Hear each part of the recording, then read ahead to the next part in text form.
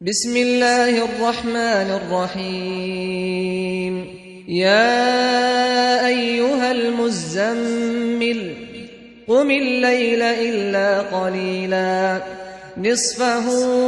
أو انقص منه قليلا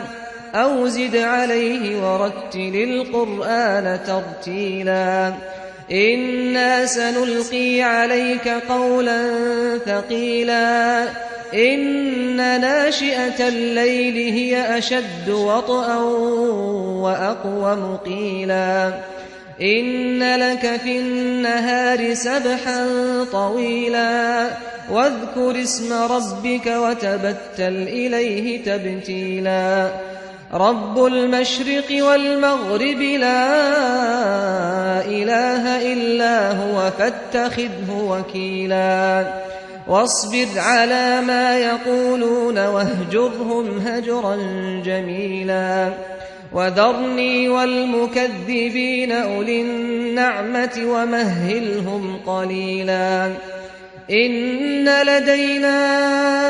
أنكالا وجحيما وطعاما ذا غصة وعذابا أليما يوم ترجف الأرض والجبال وكانت الجبال كثيبا مهيلا إنا أرسلنا إليكم رسولا شاهدا عليكم كما أرسلنا إلى فرعون رسولا فعصى فرعون الرسول فأخذناه أخذا وبيلا فكيف تتقون إن كفرتم يوما يجعل الولدان شيبا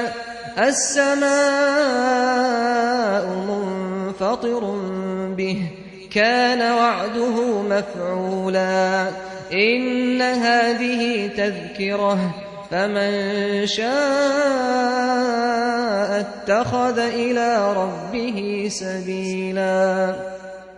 إن ربك يعلم أنك تقوم أدنى من ثلثي الليل ونصفه وثلثه وطائفة من الذين معك والله يقدر الليل والنهار علم أن لن تحصوه فتاب عليكم فاقرؤوا ما تيسر من القرآن علم أن سيكون منكم مرضى وآخرون يضربون في الأرض يبتغون من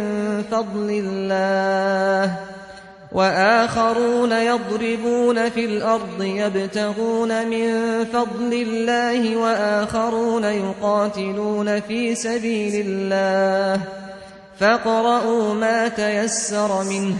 وأقيموا الصلاة وآتوا الزكاة وأقرضوا الله قرضا حسنا وما تقدموا لأنفسكم من خير تجدوه عند الله هو خيرا وأعظم أجرا واستغفروا الله إن الله غفور رحيم